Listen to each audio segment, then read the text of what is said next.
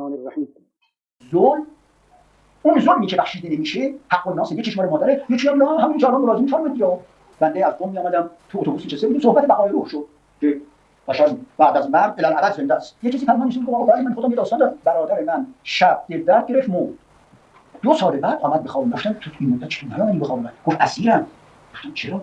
گفت یادت هست که من شب دل درد گرفتم مردم. گفت یادت روز پیش خاک زغال خریدم. آخه پرسید داشتم خاک زغال. گفتم بله میدونم. گفت 2 تومن 20 ریال. تو آقا بدهکار. و اینکه من ننوشتم اونجا 2 سال اسیر. خب این آقا کیه؟ حسین آقا. دکونش کجاست؟ میدان کارفروشا خیابون سینوس. من وقتی دور شدم گفتم نه بابا چی خیال کردم، پر خورده بودم خیال کردم. بعد به خودم گفتم نکنه واقعیتی باشه. صبح رفتم و پرسیدم گفتم شما به کسی خاک زغالی فروختید به این نام؟ اسم پدرم برادرم گفتم مثلا محمد تقی. گفت یادم نیست. گفتم شما دفتر دارید؟ گفت بله. تاریخ مرگ برادرم میدونستم. گفتم روز فلان یه همچه آقای آمده 2 تومن شما بده کار دفتر باز کرد. دیدم بله نوشته بقیه پول خاک زغال از محمد تقی 20 ریال داد تمام شد. گذاشت. هفته بعد یکی از رفقا رو دیدم. اینم به کسی نگفتم من. الله اکبر.